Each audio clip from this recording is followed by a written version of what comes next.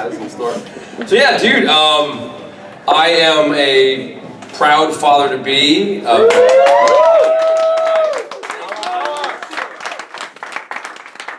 That is my proudest, thing in life. But as most writers probably know, we are like mini parents before big parenthood comes along to our work. And it became increasingly important to me to get my little tiny babies out before the real deal happens. And so yeah, I've been making some books, and I've got them with me, and you can support my daughter's college education for $5. Yeah, I was like, that'll support college education. This one actually is a collection of essays I wrote inspired by Whiskey Coke, and I've written them over the last couple years. And written and read and published all of these things in Whiskey Cokes over the last 2 years, except for one, and I figured I'd read that one tonight. It's called Angel of Death. First it took Harriet. She prayed it would, not Grandma down the hall. Her hands shook harder every time I saw her. Her voice quivered. Strapped to a walker, her portable phone sat in a little metal caddy on the handle. Once she asked me to fix her computer so she could send a blinky green message to her granddaughter.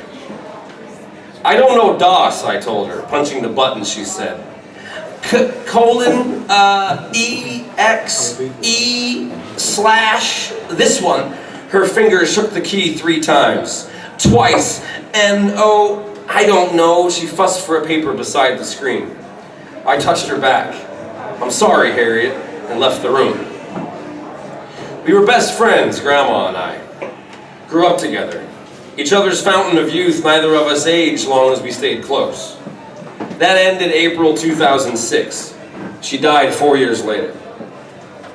I left her for the hometown she never knew, Alta Via Milicia. Her parents left Sicily in the 1880s. He was a shoemaker. She was his wife. They had 6 kids. Grandma wasn't the youngest, but she outlived the rest. That's a lie. I didn't leave for her hometown. I left to live. I left all but my wife and a few friends to move on, to grow, to fail, to fly. I sent her a postcard from every city along the way, all the big ones. London, Dublin, Edinburgh, Amsterdam, Prague, Paris, Barcelona, Madrid, Marrakesh, Florence, Rome, Palermo, Venice, Munich, Brussels, and Brighton. We traveled the world in 80 days as she grew older without me.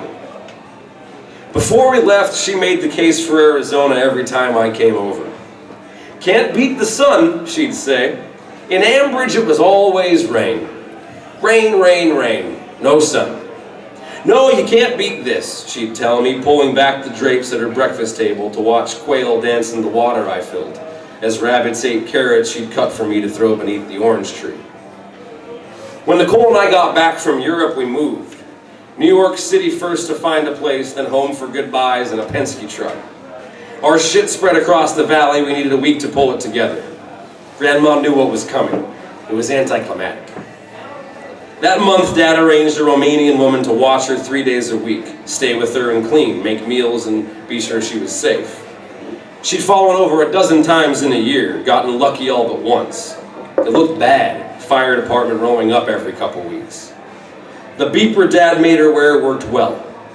Got her in trouble when she hated it, along with Eureka, her caretaker. Followed her around the house calling her names, moving things back the way she had them in the closet. It wasn't easy for Grandma to get around without her walker, so at least she was using it. Eureka quit 3 months later, and Dad sent Mom to spend Christmas with us in Brooklyn, while he moved Grandma into a care home in Surprise. That's a little city outside Phoenix. I'm not sure if you're familiar. Know why they call it Surprise? She used to ask. No, why? Because you're driving and driving, then surprise! She tickled me in the back seat. You're in Surprise! She rode in back with me while Grandpa drove till I was big enough to ride up front. Already a widow, he was her second husband. Died before she did. That's when I swore to see her twice a week. A promise I kept till we left. Grandma always gave me money, a lot toward the end before we moved. I still have the last check she wrote, $50. Never cashed it. I remember getting her purse from her dresser drawer. She hadn't been outside in months. The Meridian, that was the name of her home. Hospice. She didn't want to be saved, but they loved her. Pumped her lungs, turned her, fed her, bathed her, dyed her hair like she liked, painted her nails like she never did. As the oldest, she ran the place. Many younger ladies came and went. Harriet, Joyce, Maricela, Virginia. The house held 4, then 5, now 6. They're all dead. All the originals, the class of '07. All but Ernestine. She's a blast. Hands broken, gnarled knots of silk stuffed satin. I take that back. She might be dead too. Grandma is, and I haven't been back since. All the money she gave me, I visited 4 times a year, 5 or 6 days a stretch before she died. That's how I met Harriet and heard about this story. Grandma spent Saturday in a fever. Diarrhea, phlegm, vomit, then slept through Sunday.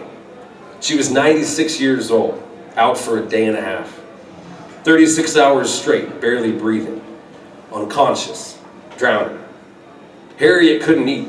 She worshipped Grandma. They all did. A mirror of their lives to come, unable to swallow solid food or sit at the table because she drooled, spoke too loud, and you couldn't understand her. But Harriet was a believer. She prayed for Grandma, cried, and 2 days later she died. What haunted their home that week went instead for the willing woman down the hall, and I saw Grandma one more time. Last week it came for the lady downstairs from us in Brooklyn. I used to carry her groceries and laundry for her when I had free hands. She could barely make it up. 2 flights took her half an hour. Now she'll never come back down.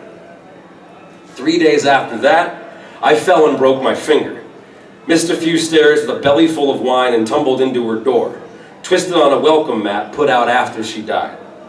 Shaking it off, I staggered to the street to find a shrine of candles and garland next to the old oil drum grill the big Jamaican guy with bad knees cooked jerk chicken on in the summer.